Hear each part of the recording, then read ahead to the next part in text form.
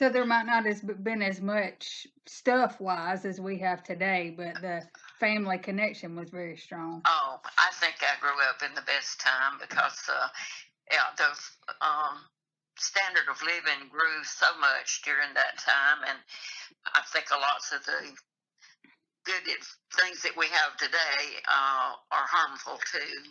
They can be good and they can be harmful. So Right, we were not influenced by the outer life like others. We were more controlled by our families. right. All right, let's see. Our next question.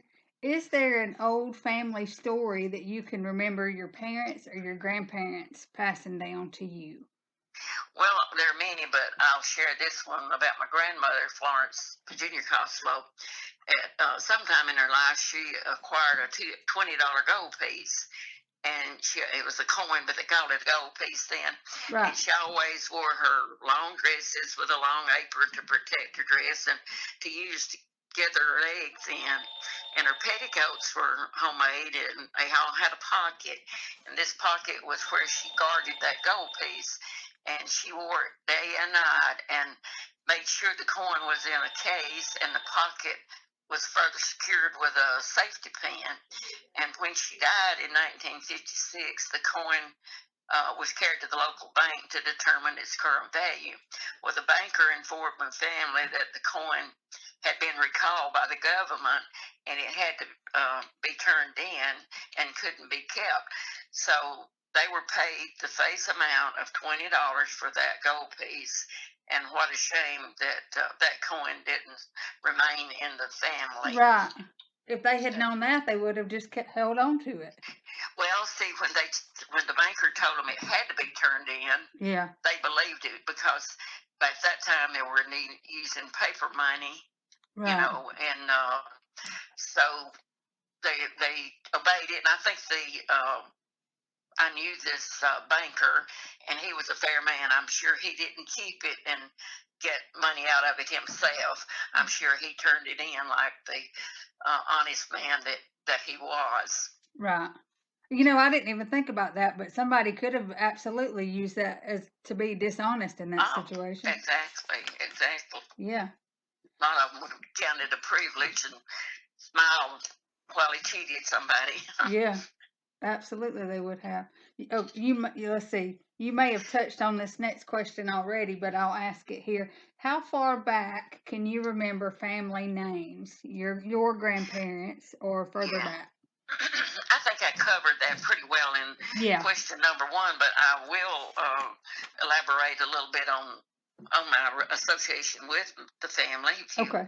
want to. That's fine. I was fortunate to spend time with my grandparents. That I'd spend the night here, and we had a lot of fun. And uh, since each bedrooms had two double beds, we got to share one with them, and it was the only heated bedroom. Of course, that fire went out when we retired for bed, but it was cold. But we sleep on a feather mattress that was made from their own collection of feathers, and then the bed would be loaded with homemade quilts and blankets.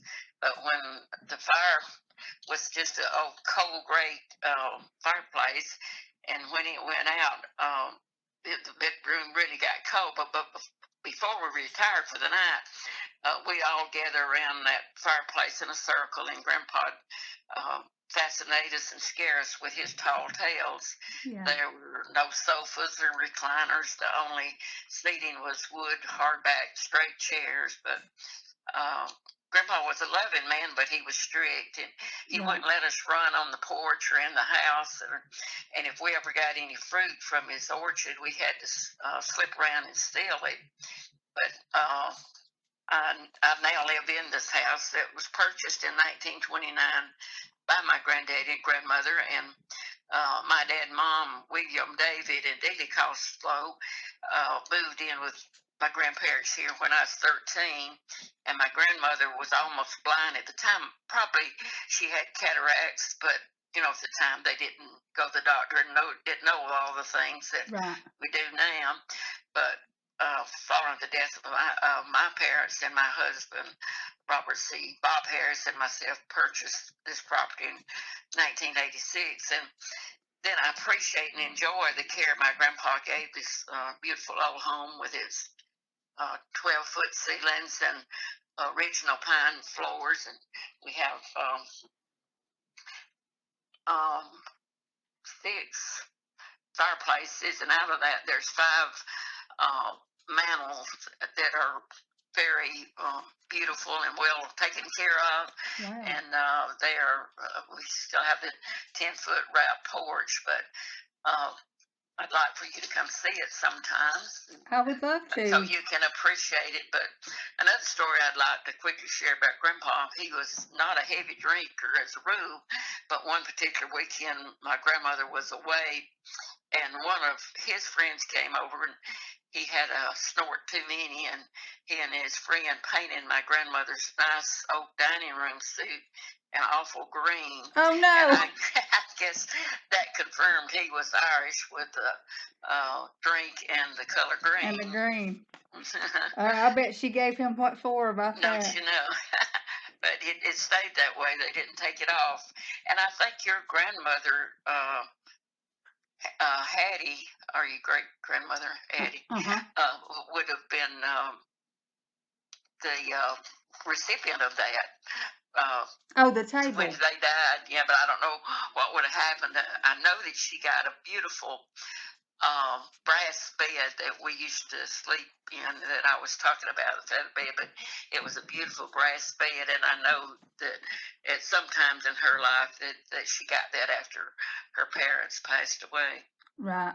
I don't know because her having 13 children and Yes, however many grandchildren. I don't know. I know it'd Who, been good if anything had not wore out yeah. with that much many children and Right. Or I don't know. activity. Who her things would have been passed down to and all that. Right? Yeah. Let's see. Well, looking at our next question, we've touched on this one already a little bit too. When you were growing up, was there a difference in what was expected from the boys and girls as far as helping at home?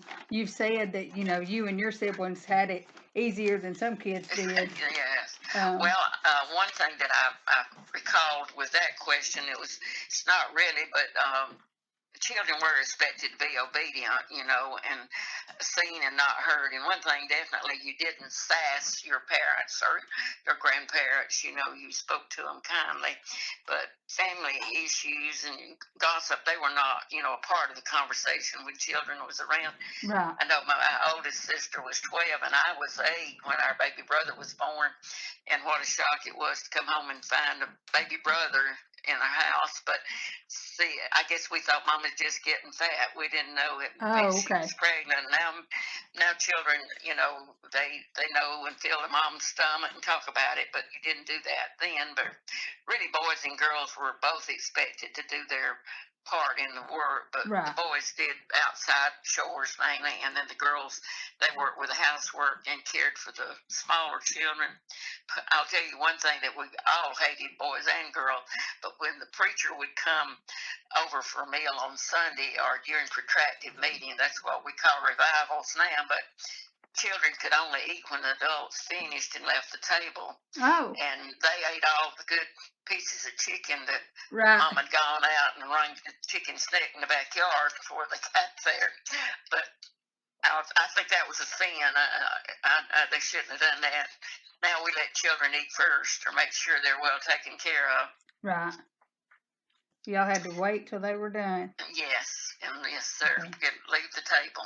right, And they'd sit and talk. But anyway, that times have changed. right. Maybe we're a little too much lenient now to let kids. We always let the kids go first now. Right. Well, in a lot of ways, they run the show now, don't they? Exactly.